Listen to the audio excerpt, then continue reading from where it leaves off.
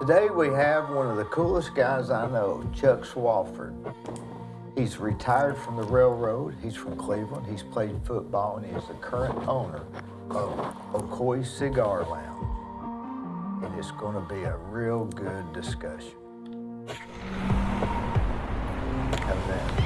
That's great.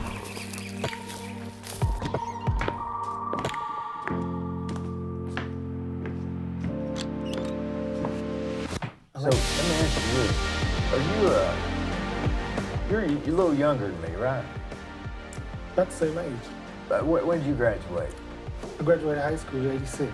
So I was 84. You graduated probably with my brother. But yeah, I did. Yeah, at Cleveland. Bo Bears. Yeah, I went to Cleveland 9th and 10th, 7th, 8th, 9th, and 10th, and then I transferred to Bradley. Okay. Yeah. Did you play football there? Yeah, I played at Cleveland High School. Been playing football since I was 6 years old, man. And then enjoyed a little bit of high school football, college football, and moved back to Cleveland, Tennessee. When you was at football, you were at MTSU, is that right? Yeah, Middle Tennessee. I played defensive back at Middle Tennessee. I was a running back at Cleveland High School / wing back. Got to Middle Tennessee, they never let me touch the ball. Is that right? We need you on the defensive side. So Cleveland High School maybe had you in the wrong spot, maybe? Possibly. I mean, it worked out. It worked out all right in high school as a running back, and I was where I was supposed to be. I actually enjoyed playing defense better. I did a lot of blocking for Marvin Gash. He ran a whole lot of yards. I know Marvin. But I caught a few Marvin, passes. yeah. Caught a few passes. Was you fast? I was fast, high school fast. I was. The speed helped us out. Everyone on our team, running back, seemed like we all had pretty good speed.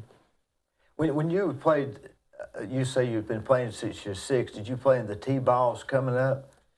I played at the Boys and Girls Club where I started at. Oh. My uncle Lomas Swafford took me and my cousins, Eugene Swafford and James Chancellor, we call him Squirt, took us down to the Boys and Girls Club, dropped us off, and we never looked back. And we went there every day and enjoyed ourselves. And me and all my cousins, we would walk from East Cleveland Apartments all the way to the Boys and Girls Club. East Cleveland Apartments is almost like going to Polk County on I guess that's Highway 64. Yeah.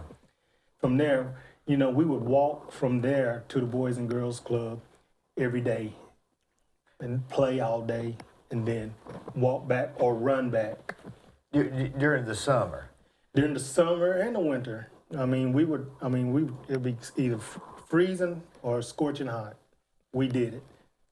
Now, are you on the board at the Boys Club? I'm the president of the board of directors at the Boys and Girls Club.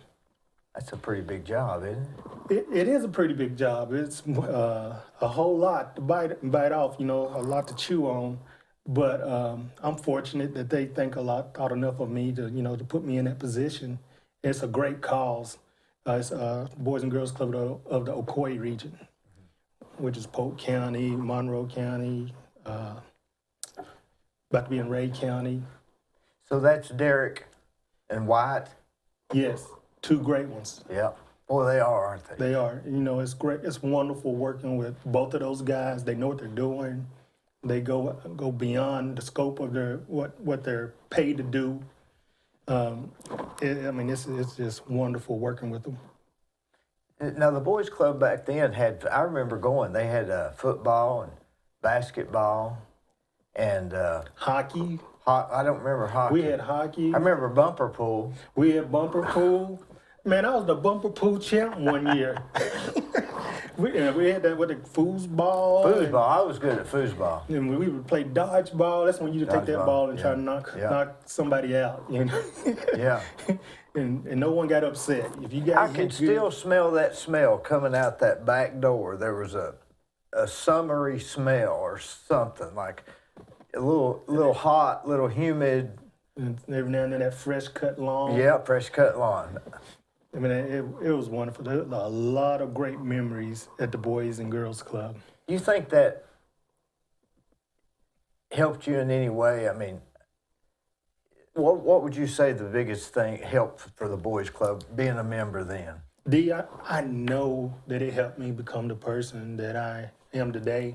The people that you run into, those relationships that you make. I've got guys that I met at 6 years old that I'm still really good friends with now, 50 years later. So, and then the guys that were there, they wasn't paid a lot. No. But they were there every day, and they believed in you, and they wasn't afraid to sit you down. I spent a lot of time in time out at the Boys and Girls Club. Some guys, in the gym they got a ring of honor. The guys that were boy of the month, boy of the year. Yeah. I'm not up there. Yeah. I've spent time on the bench. I grew though, because I've learned. Well, now the boys club today is a little bit different. It's more academic than it was physical, right? That's true. Is that good or bad, or is it just different times? It's different times. When we were there, it was athletic driven. It was program driven. Now it is academic driven. It's still program driven, just not athletic. But it's still wonderful. It's great. You have to come down there and visit, man. Well, I've been down there, and of course I did the renovation on their new building. Oh, okay. Yeah, and and they took me up there to a tour, and they showed me a room where students or kids can come in, and they actually help them with their homework for like 2 hours or an hour or something. Teen center. That's a big deal, isn't it? I mean, that's a great deal. Because a lot of times when you're in school, you don't understand something, but somebody else can tell you besides the teacher, and you seem to get it for some reason. Click. Yeah. And it click for you. Sometimes when your mom and dad tell you something, it's there and it's going in one ear and out the other ear. But then there's someone that you respect on the side and tell you the exact same thing that your mom and dad told you. It clicks. And it's kind of like that, man. And it just reinforces what they're getting at the middle schools and the elementary schools and the high school. It's just an added bonus that everybody should do. Of course, I used to go to the community center some too. Did you ever go there? I did. We used to go to the community center and play softball. Swim. Go swimming. We loved to go over there and go swimming. I had swimming lessons there. I failed every time. I never could swim. Well, I had swimming lessons at the recreation center over there at College Hill. Yeah. At that swimming pool over there. My uncle just Mosley Park. My uncle kind of just threw me in, and that worked better. I had to survive. Well, they're doing a lot of renovations over there, aren't they? They are. They got some really good, got some strong leadership over there right now. I think her name's Shanika Jones. I think so. Yeah, she's doing a great job over there. Well, it's clean. It is clean. It's clean. You drive by there and you think, man, that's clean. Yeah. Even the grass and everything. She's doing a great job. But when you went to college, did you have any aspirations of being a professional football player or anything like that, or how does that work? When I was born, I had an aspiration of becoming a professional football player. But after college, during college, I did have scouts come and check me out. I had several teams to come in and work me out. Went to a couple of combines. It just didn't work out. For whatever reason. For whatever reason. You don't know what. This is the thing. I was considered small. I had the speed, but there's guys way faster than me and way bigger than me. And so given the choice. And I went to a smaller school and given the choice. Yeah, a lot of people don't understand. There's so many NFL football players in this world, but there's only slots for so many people can get those spots, which is less than 1/2 of 1%. So you could be a player that's as good as somebody in the NFL, but it just didn't work out. Exactly. Or you didn't have the right connection. Yeah, and if you got somebody that's 6'1" and he's fast, and you got somebody as fast as him, but he's 6'5", You're going to go with the 6'5". You go to 6'5" if he can play. Yep. And they're both equal as far as player. Yeah, you go with the bigger guy. Did you ever get really rocked by people coming through the line and you think, man, that guy hit hard? I think I got hit really hard in high school. In college, I played defensive back. No, I didn't really experience getting really rocked. But in high school, yeah, a few times being a running back, you're gonna get. Yeah, especially running back. You're gonna get popped a few times. Did you ever get hit and your helmet went this way and your shoulder pads went that way and you got up and you had to readjust and everything? Well, let me tell you this. We played East Tennessee one year. We went to East Tennessee. I was in my hotel room, and then these beautiful women kept on knocking on my door all night looking for Chuck. So they would tell them, my room, it turned out Chuck Norris was his room was right across from my room. What are the odds? Yeah, but they were coming to my room. Yeah. If you opened the door, they'd been shocked, wouldn't they? Yeah, I actually have a picture of me and Chuck Norris. Did you meet I him went over there, then? knocked on the door. He come out. He took pictures with it. He's a cool guy. He was a really good guy. As a matter of fact, we invited him to the game. He come down to our sideline. He stood on our sideline. He was shooting a movie at East Tennessee, which would where's that at? Is that Clarksville? Clarksville, yeah. Anyway, he was shooting a movie there. But anyway, on our sideline, they ran what we call a wheel route. Running back kind of loop around, and the quarterback throwing the ball. And I saw it, I read it, and I come up hard as I could, and we collided. I knocked his face mask off. My face mask fell off too. So to answer your question, yes, he was knocked out without a face mask, and my face mask was knocked off too. You overdid it. Overdid it, yeah. But that's the idea. You got to give it all when you're in those positions, don't you? You have to. You have to, and if you lack in an area, you're going to have to make up in another area. So my was size. I wasn't a big guy. So I had to go 100%. How tall are you? I'm 5'9", 5'9" and a half. I think I'm 5'8.5". Okay. When you're below 6, you count the halves, don't you? Oh, yeah, you have to. You have to. In the program, I'm 5'10". Yeah. I'm only 5'9" and a half. You ever see these celebrities on TV and you Google and say how tall are they? And they always seem a little taller than what they probably are. Right. Chuck Norris wasn't tall. He's a small guy. I would have thought he was a big guy. Hey, Wesley Snipes. I met him in Nashville. Mm-hmm. He's a small guy.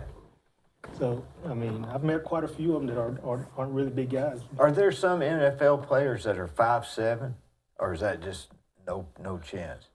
The Miami Dolphins, the Cheetah, what's his name? He's about 5'10", 5'9", about 5'9", but he can fly.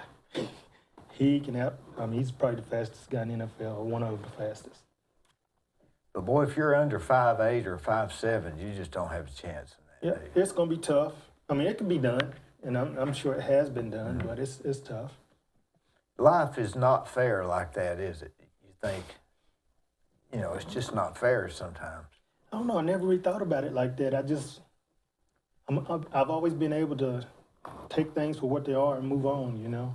Just deal with it. Deal with it and move on. I've had a pretty good life. I've enjoyed it. Now, after college, you actually are a locomotive engineer, right? Yeah, I went to CSX Transportation. Right out of college, or what? Not right out of college. I worked several jobs. I had to find my niche.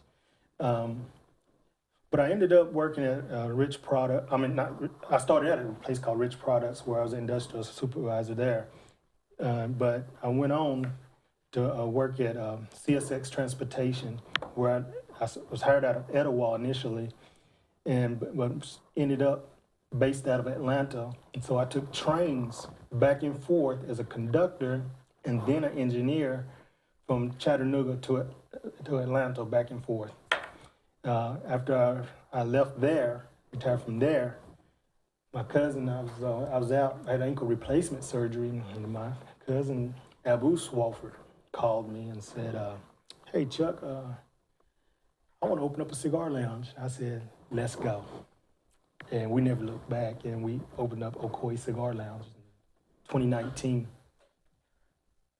In a way, it seems like you've been there longer than that, but in a way, it seems like it's not been that long. Isn't that weird? I mean, it's a weird concept, and I've been in there. I really enjoy it. You can go watch TV or just sit. And I've had a few meetings in there. You know, I've had some people meet me there, and it's just a place you can go. But it's really unique, isn't it? That's what I hear. People come in and they say it is kind of unique, but because of the atmosphere that we have there. We've had people come up from Atlanta and oh, this is a real cigar lounge. It's not a lot of blaring music going on, no. you know. We got the jazzy stuff going. We have sports on TV or cars, and guys in there talking about their guns and where they work at, women. We, you know, you're a man, we talk about everything. We talk about the dogs and children. But yeah. It's almost an adult boys club. It is. It is. The wives call it daddy daycare. We got guys, their wives will drop them off and they come in, spend the day with us, you know. What time y'all open? We open up at noon. Noon. Every day we open up at noon. We close at 8 p.m. On Wednesdays, we stay open to about 10 p.m. Friday and Saturday, we stay at 10 p.m. unless there's a fight or big game on. Do you get pay-per-view? We'll get pay-per-view and hang out and watch the fights and MMA, boxing, you know, different stuff like that. This coming weekend we'll watch the draft. We'll stay open and watch the draft. So, tell me more about this locomotive. How do you drive a train? Very cautiously. I mean, what made you think I'm going to drive a train? Yeah, I had a friend, a fraternity brother, that kept inviting me. He worked in HR. He wanted me to come and work at CSX. And I didn't want to work on the railroad. I was in marketing and sales. That's what I did. That's what I wanted to do.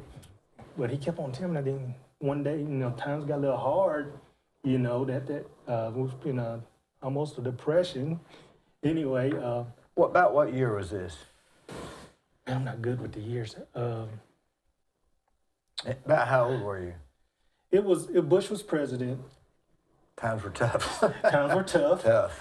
Jobs were a little low, and I just got, and he was like, hey, come and work. I get 2008. Oh, yeah. He asked me to come and work at, apply for CSX. So I went to Etowah, it was like 60 guys, and they were only taking about 10 to 20 out of that 60. And I was one of the ones that they picked to go to work, you know. In 2008, I went to work at CSX Transportation, and I was like, hey, man, why you didn't tell me that the pay was this good in the very beginning? Yeah, then you'd been there. I would have been there so a lot earlier. So it's pretty really good pay. It's really good pay. Is it union or? It is union, really good benefits, Man. you know. So you retire, and your wife get a check to match your check, you know, her own check, you know, stuff like that, really good benefits. Well, anyway, I started out as a conductor. The conductor's in charge of the whole train.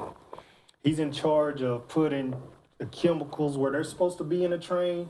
You can't, the rail, you know, certain stuff can't be next to other things, and it's that conductor's job to look at that sheet and make sure this train is built the way it's supposed to be built. So you're actually loading the train, in charge of loading the train too? Or is that? Well, it depends on the job, what you get that week. If you're working in the yard, you're in charge of building that train. You're gonna take that paper or that order, and you get those cars out of the different spots, and you build that long train that we see going through town. So you're putting the flammables in the back, or the grocery edibles in the front, right. Things. For example, you don't want a tanker full of poisonous chemicals or gas next to a rail car, where, you know, a rail could puncture, or log car, you know, log can puncture that thing. So that's just an example. But that's what the conductor does. Conductor's like a supervisor. He's over the whole train. So he's like the guy out in the yard's like the guy in the store, like in a warehouse, he's loading it and everything? Like picking your groceries. So how and putting many it together. cars would be on it? Anywhere, you can have a train with 10 cars on it. You can have a car, 200 cars on it. Almost, you can have a car, almost 2 miles long. And then as a conductor, I hated that because if anything happened in that train, and we were in the back country, and it might be 2 or 3 in the morning, and you have to inspect that train. You have to walk all the way down one side, inspect that side of that train. For what? For whatever's wrong, make sure the brakes go bad on one of the cars, or one of the cars is wobbling or something. They have defect detectors on the rail, and you get a reading. And if something's going wrong, you get a reading over the radio. So we have to stop the train and inspect the train and try to find that car. You mean walk the track? Walk the track. Like this? Right. And the track isn't nice and smooth. No. It's like downhill. That, and it has ballasts, which are the big sharp rocks. And sometimes it's like hills, like all the way down the hill, man. It's really precarious. Yeah. And I'd walk that thing some nights, man, and you can hear those coyotes back in the woods, and you can't see anything further than this from your face, man. And you wear it, and in the winter, in the summertime, you're worrying about snakes and other things. Out there, man, big cats. And when I was going through Polk County, man, you have to worry about. I saw a bear out there one time. But you walk down one side, that's like walking a mile or two, and then you have to turn around and walk it back on the other side, inspect the other side until you find what's going on. That may take you an hour. It could take hours. It just depends on what's going on. How many's on the train? People? Usually 2 of us. Just 2? But they've been fighting that here lately. I saw where they're trying to make it a one-man crew, which is that's crazy to think about. Somebody could have a heart attack or something. Do you drive it like this, or how do you drive it? Well, that's as a conductor, but as an engineer, I mean, you got to worry about the air on the train. You got the air build up on the brakes. That's one of the most important things there. Otherwise, if that air don't build up the way it's supposed to build up, you're not gonna be able to stop that train.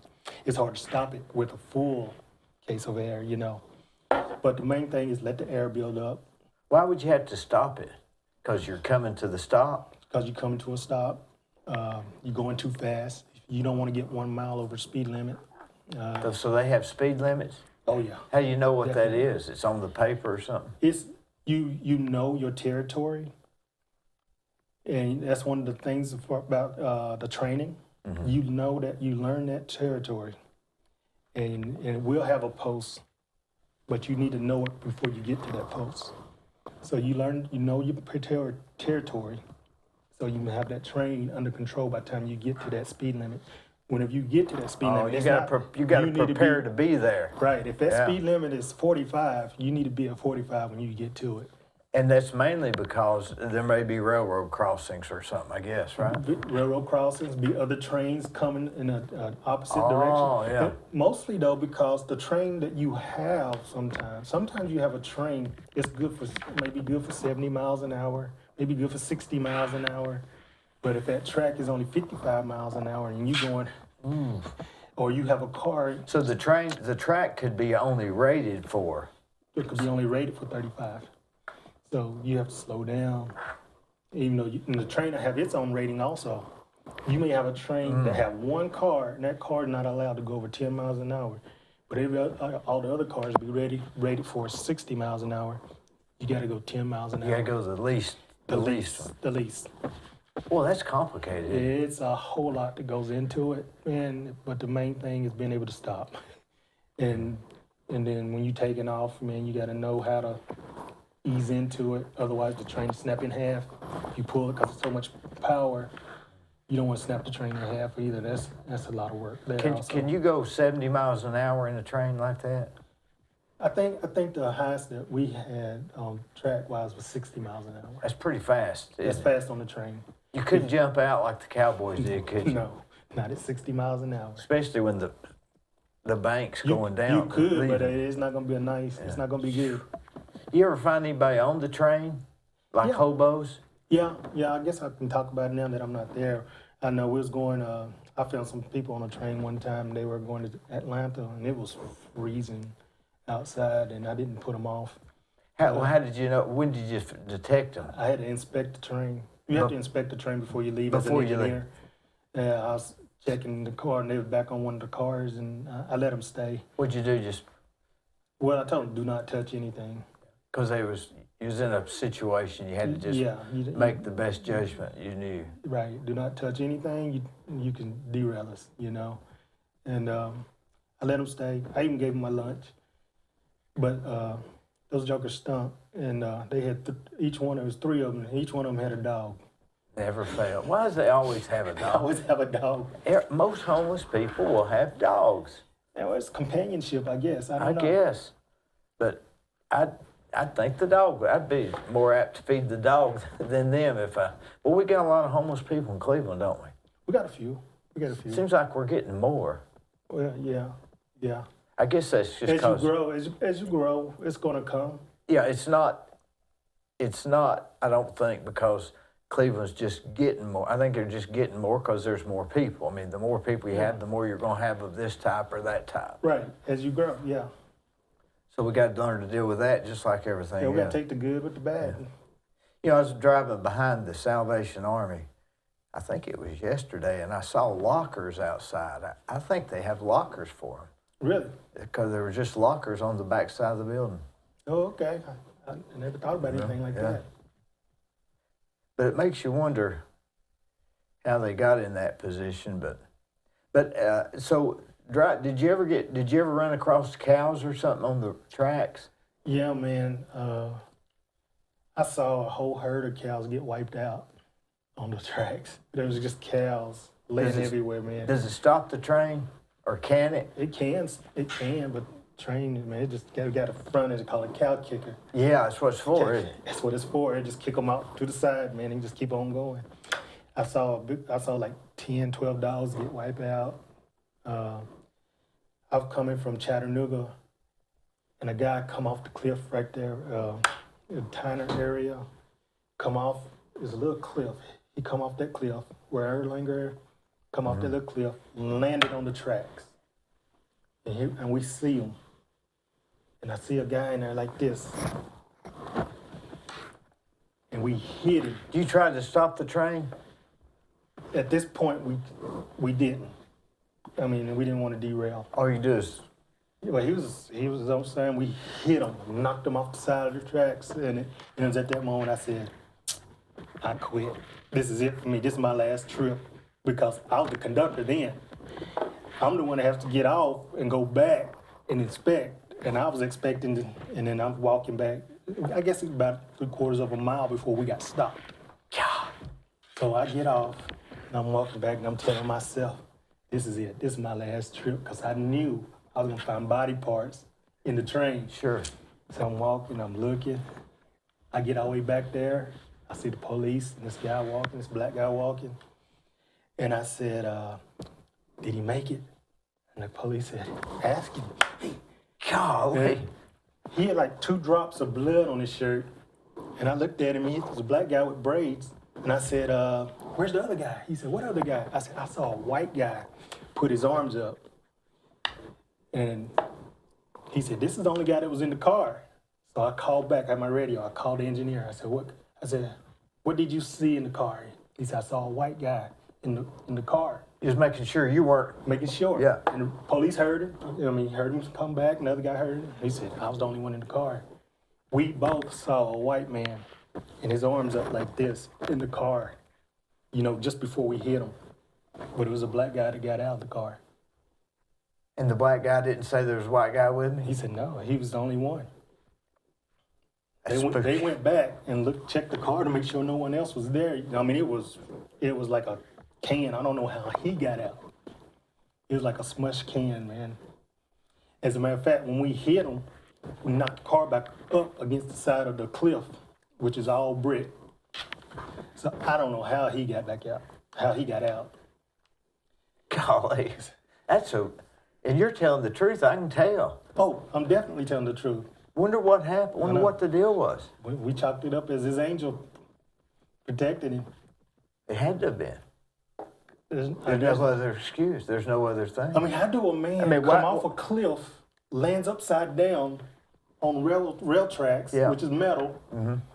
Survived that. And get slammed into a And wall. then he get hit by a multi-ton train, 60-ton train, and it slams him back up against the wall. And then he gets out. No injuries at all. I bet the other guy with you I bet y'all really had a discussion. They're like, "Are you? Did you see? I saw that. Did you?" Well, I didn't quit. But it was like we were perplexed. We just like, oh my God, what happened? What just happened? That is wild.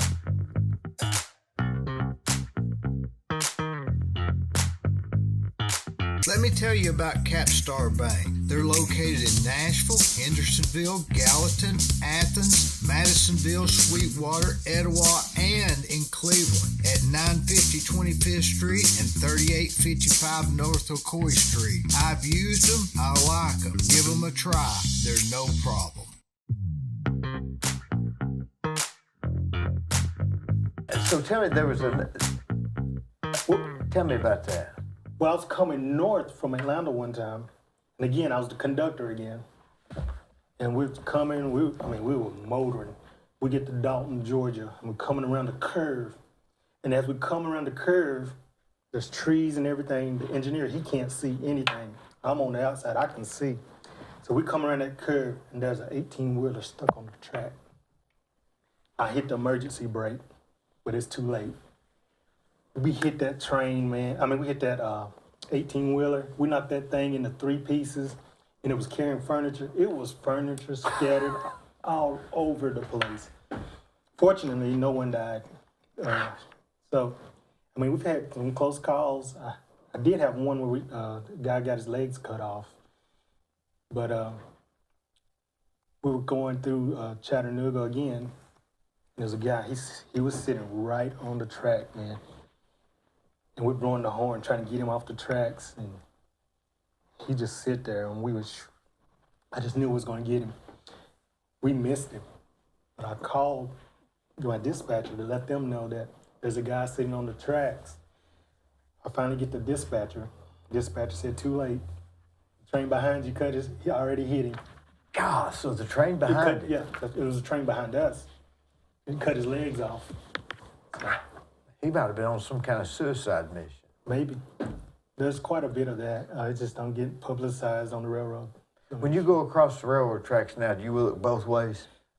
I look both ways with a vengeance, man. That's because I know what's Because coming. I look like this. Even with the the ones with the electronic arms that go down, when they come up, man, I still watch because I know there's been times when I've been on the train and those things didn't go down, and we've been fortunate.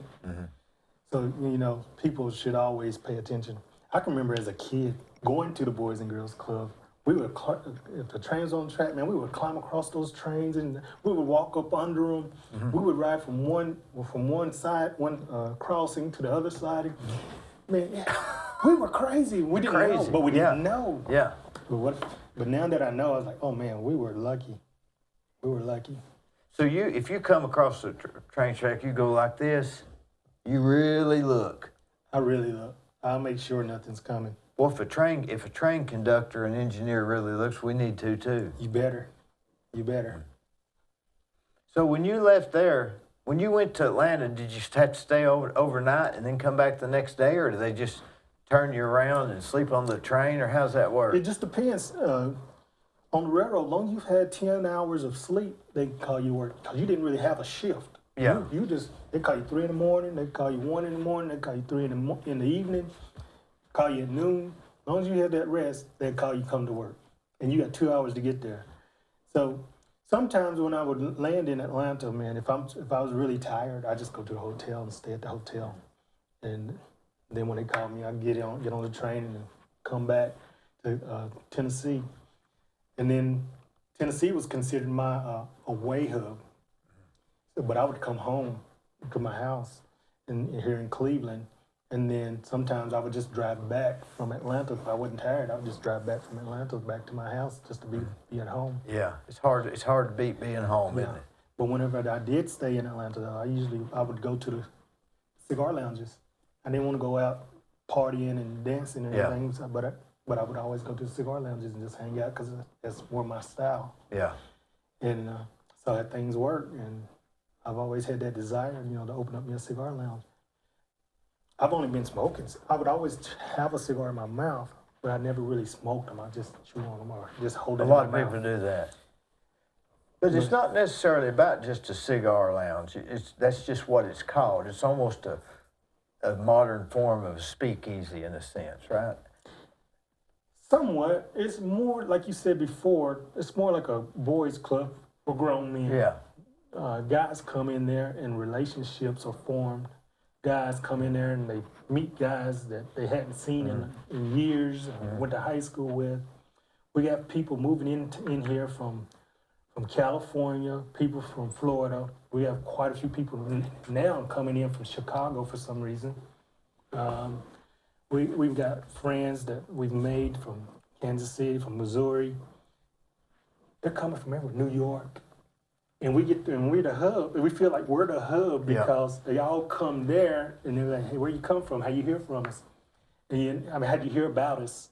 And hey, we're from New York and we're checking out the area. We're about to move to the area.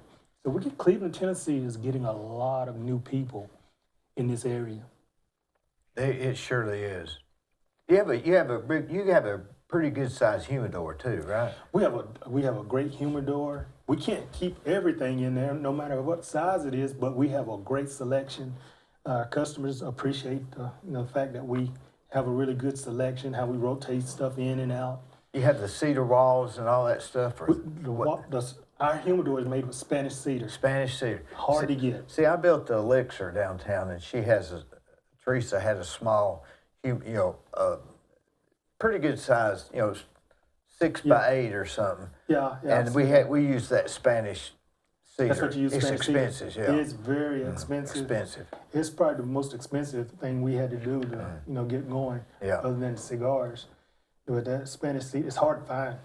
Oh, it is. I got it from a guy that specialized in humidor equipment. He sold the Spanish cedar and he sold the humidifier and the electronic controls. You have to keep it on a certain thing, and you have to drain it and clean the filter. And so I got a little bit of an edge, but yours is much bigger than that. It's a nice size one. Like I said, the best thing about it is that it's the selection. We have a decent selection, and the cigars are well kept because of that Spanish cedar and because of how we take care of them. Is there a difference between a cigar smoker and a pipe smoker, personality-wise, would you say? No, I don't think so. Some people may think so.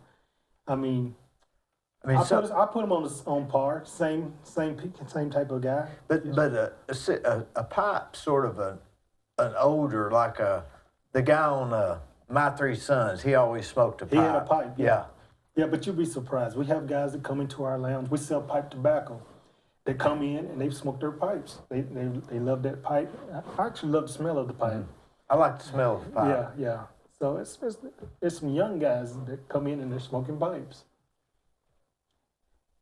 I've learned a lot, just opening up that cigar lounge. Met quite a few people. Well, when your cousin called you, had you retired already by then? In my mind, I had. My wife didn't want me to go back to the railroad. She said it was too dangerous. She didn't want me to go back, and it would have been hard on me to go back. And they didn't want me to come back because of my ankle. I had ankle replacement surgery. And walking on that ballast, as I told you, it's difficult.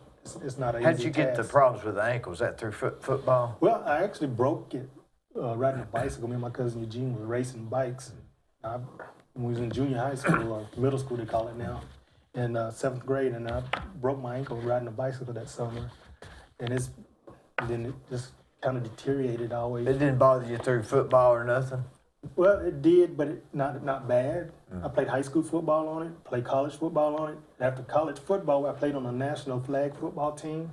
I played there, and then after that, that's when I had to have something done to it. I had surgery on it. And then I waited, and then I had to have it replaced. So there we go.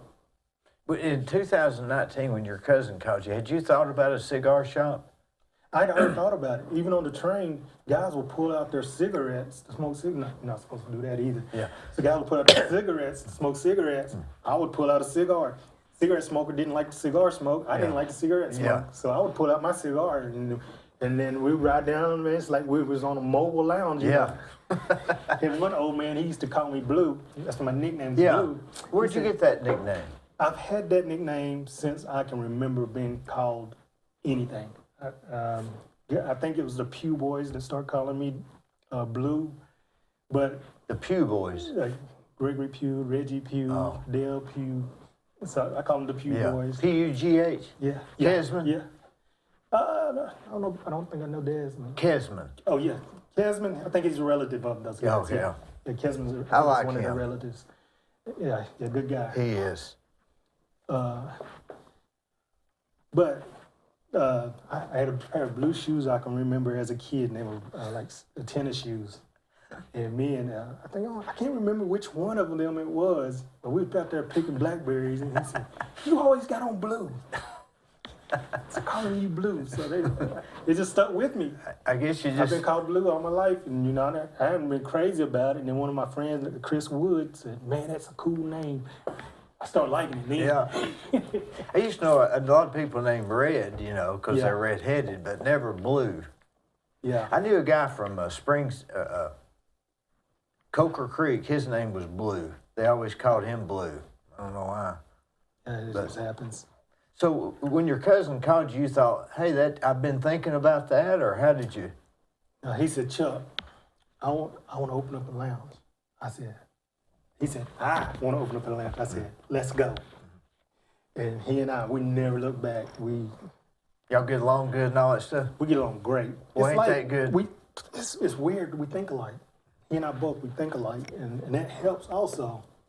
And then, I mean, he has his strengths, and I have my strengths, and we both ride on that, man. And if we both don't like what's going on, we don't use it. If one of us want to do something, the other one don't want to do it, we don't do it. So it's either even It's either we're- both of us want to do it, Yeah. or we don't do it.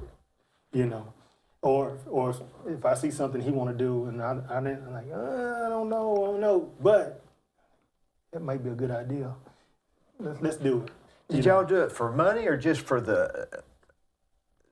to stay busy, or what was the real I would say motivation? I say motivation would be a combination of everything: money, stay busy.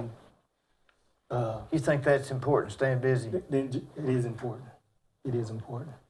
I mean, if you're just sitting still, man, you're dying. You got to move around. You got to live. I'm still growing. I'm still learning the business. I'm learning the industry. Abu and I are both entrepreneurs. He had a previous business. I had a previous business. And, and it was just like, let's do it, man. And I'd been thinking about it. I had the logo already, how I wanted the logo. And You got a nice logo. thank you. Yeah, I like they got the Indian thing on there, like it's downtown. Me and Abu, we sat down with that man and we worked on it. We sent it to Quantel Langford. I think he's living in California now, and then he put the final thing together for us. And it was like, poof, that's good. And if you notice, we got the Indian in there. We want it to be Cleveland, Tennessee. That Indian represents It's Cleveland, a good Tennessee picture for of it. us. Yes. Is that embroidered? It is embroidered in there. This is embroidered. Yeah. Got the blue on it. Kirkpatrick Design did this for us. It's blue. Yeah, I got some blue. We got to have some blue. Now, see, that Who'd blue you say- that's the sky. Yeah. And then that white right there represents the mountain, the Appalachian Mountains. Yeah. And then we got the Indian, and then we have the pipe and the cigar. So we got everything covered. We wanted, and we got the little arrows there. You know, we're the Ocoee region. So we wanted to represent the region. Not the Native just American. Bradley County or Cleveland, just The the region. Ocoee region, you know, we got definitely Cleveland, yes.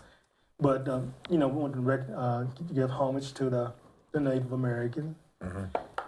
They were here first. They were here first, and they're well known for their tobacco use, which is why people would put an Indian out front that would represent In front of all a wooden Indian in front of wooden cigar Indian, shops. that would represent this tobacco here, you know. You ever watch Petticoat Junction? I did not. Well, they drove a train, and he always had an Indian in the lobby, a wooden Indian. Oh, okay. It's funny how the wooden Indians always go with cigar shops, don't they? Because a lot of times they'll depict a Cherokee Indian with a long pipe. Peace pipe. Yeah, and it's like this long. Mm-hmm. Well, yeah, they used to have peace pipes. But a lot of times that was tobacco in there that they were smoking. Mm-hmm. I remember on those old westerns, they'd say, Chief so-and-so wants you to come into his tent, a teepee, to smoke a peace pipe. I think that's because when you get calm, like me and you are right now, you find out that you're thinking the same thing, and Right. you know, both sides don't want war or whatever. So that's why they called it a peace pipe. Right. Right. I mean, that's what Make it's called, peace. Yeah. just to make peace. Right. And maybe that's why it's in front of the cigar shops a lot of times. Sounds good to me. That made sense. We get a lot of people, speaking of peace pipes, we get a lot of people in there. It's kind of like breaking bread to come in there and smoke cigars, and it's a conversation. Yeah. Starter. Yeah. Yeah, man. I mean, you can be on the beach and you smell that cigar, and there's a guy there. He's like, hey, man, what are you smoking? And he'll tell you what he's smoking, and you get to, before you know it, you done met a friend. Yeah. And somebody's hand rolled that a lot of times. It is. It's hand rolled. We only use hand rolled cigars in our place. We don't allow cigarettes or the machine cigars. We use hand rolled cigars or pipe only at our place. We've had some interesting people to come in. We've had the assistant surgeon general come in. He was in the area working, and he wanted a cigar, and he Googled us. He Googled the cigars, and our name come up. Mm-hmm. And he come in, and he sat at our place and smoked cigars with us for about 4 hours. He just hung out like one of the guys. And we've had some ex-NFL players come in, some guys from Atlanta come up that played basketball. And you never know who's going to be in there. I was in Palm Beach a couple weeks ago, and I was walking down this alley, and then the back of it was a cigar shop. And I looked in, there were two guys sitting there, and I thought to myself, they probably didn't know each other before they went in there. That's a big possibility. That's a big possibility. I don't know what it is about cigars that makes people want to relax or something. There's something mystical about that. I don't have my finger on it. I'm working on it, though. I mean, guys want to know what kind of tobacco is in that cigar. Where'd it come from? Wonder why it costs what it costs. Or are they just asking those questions because they're just wanting to see how you think on other stuff too? You ever wonder about that? It's just a conversation starter, and then from there you go into something else maybe. Well, it's definitely a conversation starter, and most conversations do lead other places. Do you have you found that being in business is harder than you thought, or is it? Of course, you're not making something and you're not manufacturing something. You're just providing a place with supplies. But is it harder than you thought, or easier than you thought? I thought it would be a lot of work, and it is a lot of work. I mean, it's a business. If you want it to be good, you got to be there. You got to run it. You got to listen to your customers. Not all of them, but listen to your customers and try to take care of business, man. I mean, there's something always going on. Something always need worked on. There's inventory. Always need replenished. Something's out. Something's going out at all times. I guess something's getting always, low. Man. Always. We've had a flood over there. We survived a flood over there where our sensor went out and water just kept shooting out in the humidity-wise, and it flooded. We've had a leak from above. People above us had a leak. We had plumbing to go out above us, so it affected our place. And COVID-19. Boy, I bet. How did you deal with that? We're fortunate. Our customers actually helped us deal with that. They come to us, man, and they cigar smokers want to smoke cigars, Yeah. no matter what's going on. And we were the suppliers, and they wanted cigars, so they would call us, hey, can I come get a box of this? Yeah, we'll meet you at the store, get the cigars, give it to them. Did you close down? Did you close down? We did close down, but they would call us and tell us what they want, and then they would come, grab the cigars, and go. You know, nobody come inside. Well, was that y'all's choice to not open up for people to come inside, or was it just not anybody doing it anyway? Well, it got pretty bad, and we chose to be err on the side of caution. There for a couple of months, it was. Yeah, we chose caution. You know. My subcontractors, I would have plumbing supplies delivered to one job because there wasn't anybody on there, and then the plumbers had to go get it from that job and bring it here because the delivery people didn't want to be next to some, you know.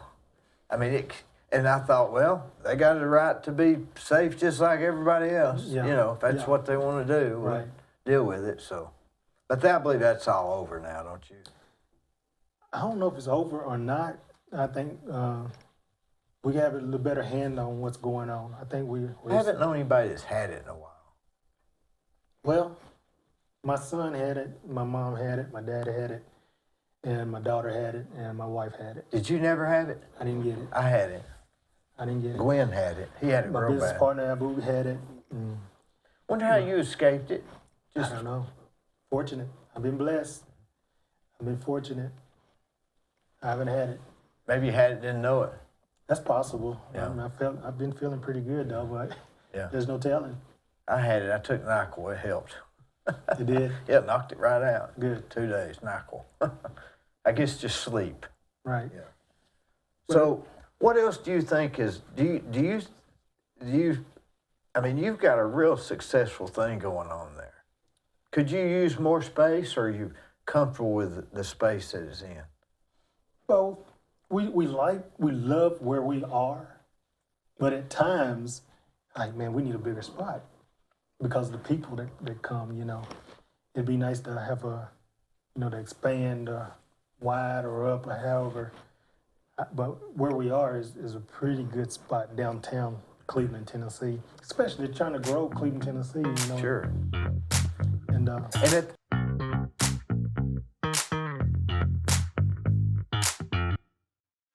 On the courthouse square at 30 2nd Street is the law firm of Logan Thompson Law. Since 1965, they have served the legal needs for the good citizens of Cleveland, Bradley County. If you've got a problem, they're no problem. Give them a call.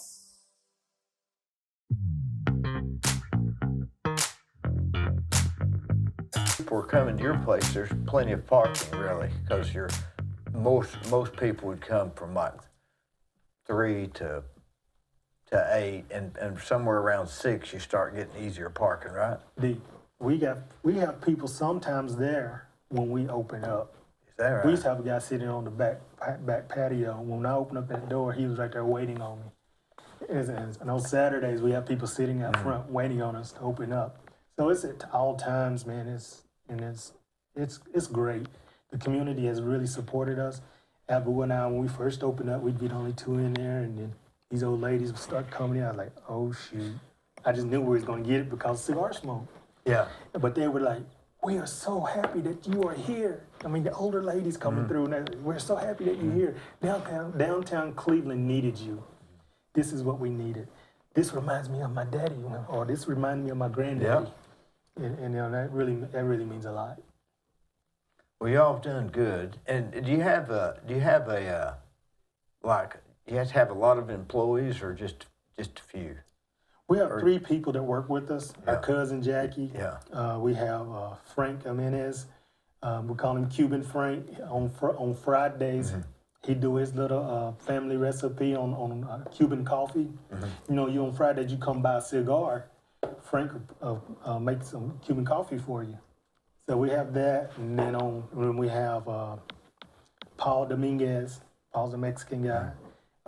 Paul looks the part. He has the beard, the curly mustache. That's important. Yeah, and he really looks the part, and and does a great job. He knows cigars. Jackie, they all love Jackie. Jackie's the sports girl. They want to talk sports with Jackie. She want to handle everything that's going on ball game wise. So you sometimes order the pay-per-view. You have cable. You order the pay-per-view Yeah, for we like order- the we order. MMA fights or the Yeah. Super Bowl or whatever. Yeah. We definitely watch the Super Bowl. Yeah. We wouldn't be a shop if we didn't watch Super Bowl. So you have to pay for the pay-per-view. Yeah, we do. Does it come on like 2 TVs there? We'll put it on all our TVs. How many And, TVs you got? We have 3 TVs. We have that front sitting area. Yeah. That's the main area. We have a big 70-inch TV in there. Well, actually, we have 2 TVs in there, so we have 4 TVs. The other one's usually on YouTube or something like that, showing cigars being hand rolled or whatever. And then in the second sitting room, we call that the wild apricot. Wild apricot. Why? Ocoee in Cherokee means wild apricot. Is that right? Yeah, I don't think I've ever eaten a wild apricot. that's what it's called. That's what it means. That's interesting.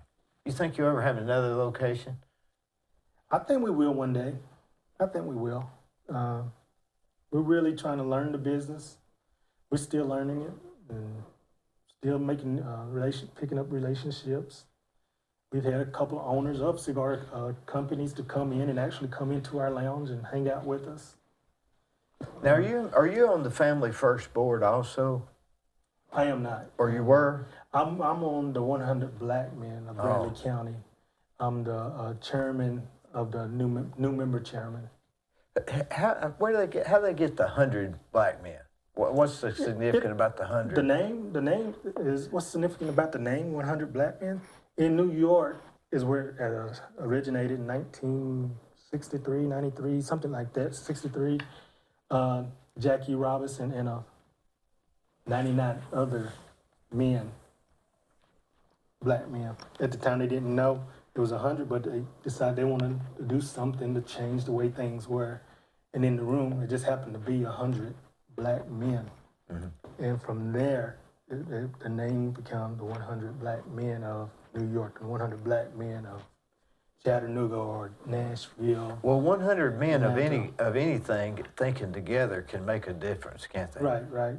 Of course, we don't have 100 members in our organization, but we work hard. You mean in Bradley County? In Bradley County, So right. you're the chairman of the new member. I'm the new member chairman of Bradley County. of the Bradley County. Yes. How many members are there? We got about 20, 30 members. Seems like they ought to have more support than that. I thought Yeah. there was more than that.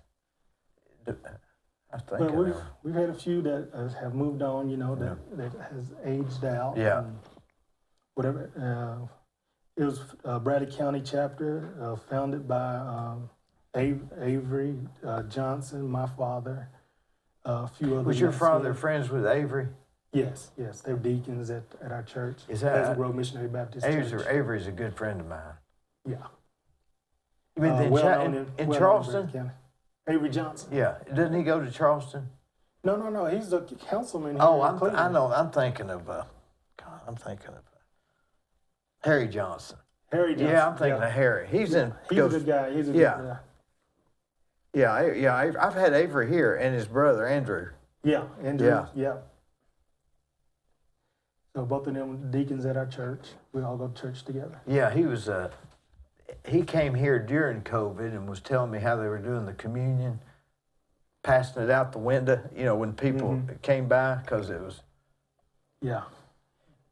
Did y'all have a pretty good crowd there? No, not during COVID. No. But I mean, now is it back? I don't think it's what it was, because people still hadn't gone back. But Ours is down some too. It's just not quite what it was, but it's getting there, I think. it'll get back. It's hard not to go to church on Sundays when you've always gone to church on Sundays. It is. I need to get back in there. Well, it's just everybody's so busy anymore. But Sunday mornings, what else you gonna do, right? Right. So what other hobbies you got? Anything? I enjoy golf. I don't get to play a lot, but I enjoy it. I spend time. I have a son. I spend time with my son. talking to my daughter, and my wife, and I love just hanging out with the family. Well, you got it pretty good, don't you, with your retirement? Did you think in '08, when things were getting pretty bad, did you think you'd be where you're at now, retired? I did not. I mean, you take back in '08 when things, because I remember it was bad. It was. It was bad. If you didn't think it was bad, you weren't in the business at that time. What kind of marketing had you done? Didn't you sell some pharmaceuticals or something? Yeah, I did medical equipment. Medical equipment, yeah. Yeah. Was that hard to sell? No. It was more of a marketing side of that when I did the medical equipment. I didn't have to go door to door selling it, but South Carolina was my territory. I did mobility. I'd actually deliver the chairs, or pick up chairs, rebuild the chairs, or sell the chairs also. So. In South, was that hard being from here, or did you move there? No, I'd leave out on Monday, head to South Carolina, come back on Thursday evening. How long did it take you to drive there about? All week.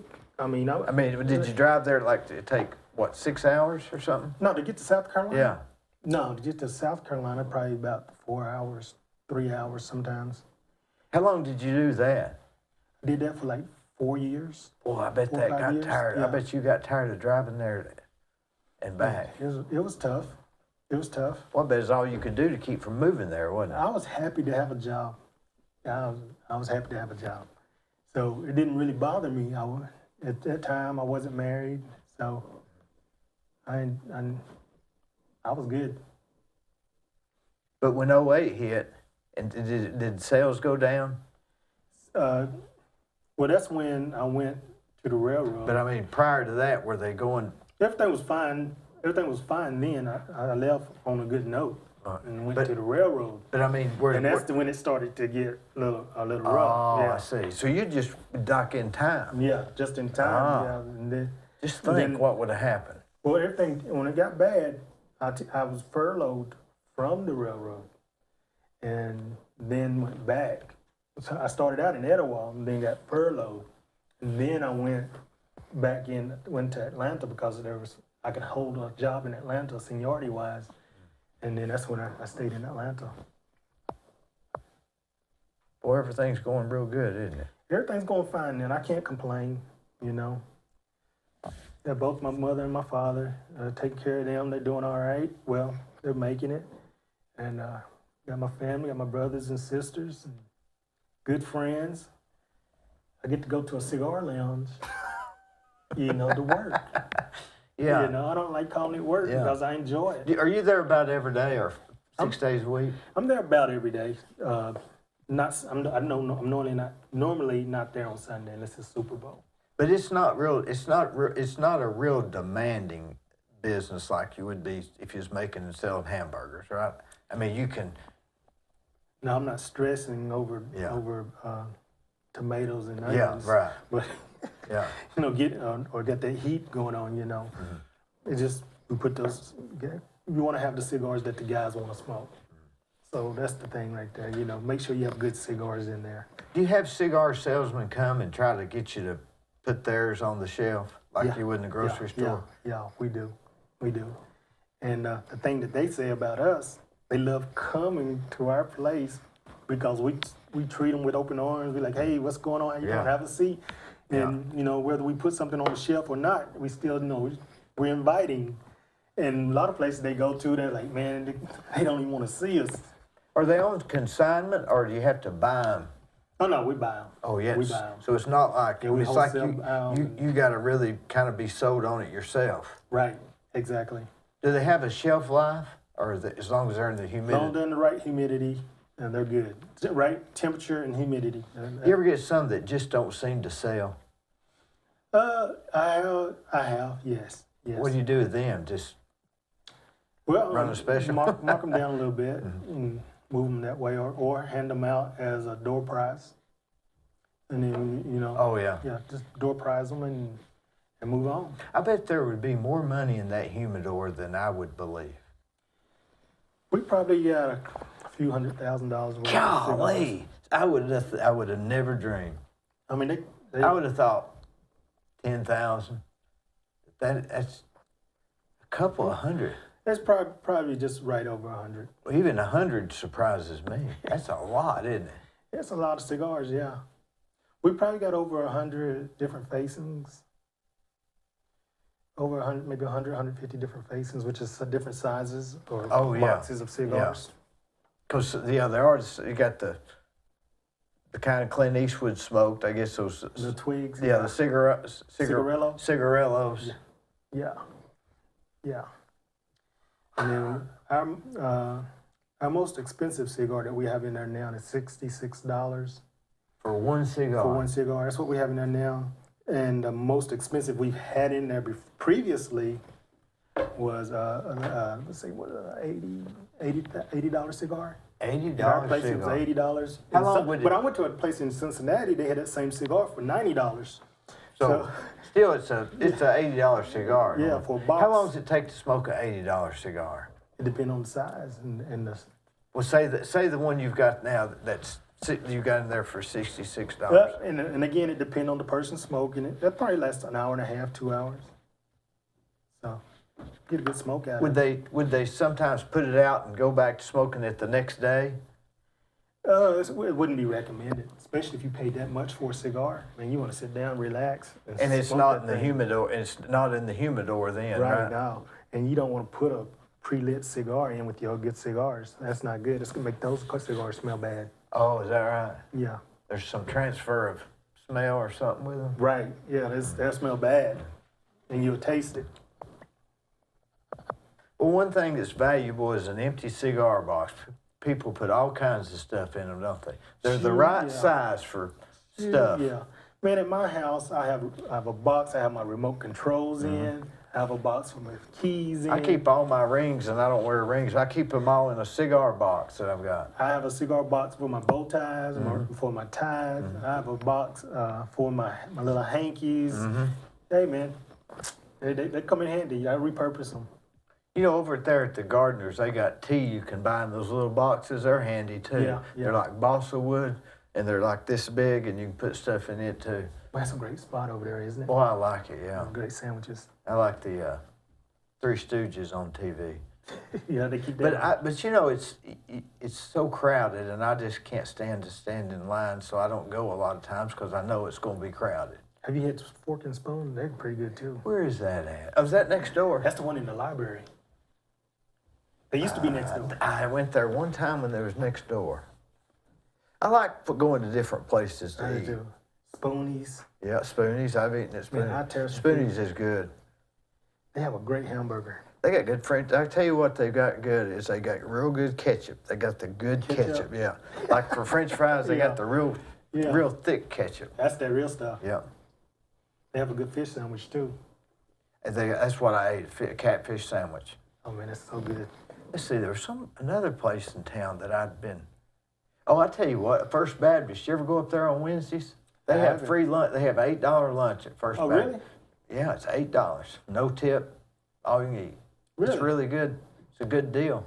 I don't think they have it in the summer. I think it's just through the winter. But you ought to try it one Wednesday. It's really good. Take a homeless person with you and do that. Yeah, I take some of my guys working with me, and I say, I'm gonna buy all y'all's lunch. It's just $30 or something. Oh, that's good.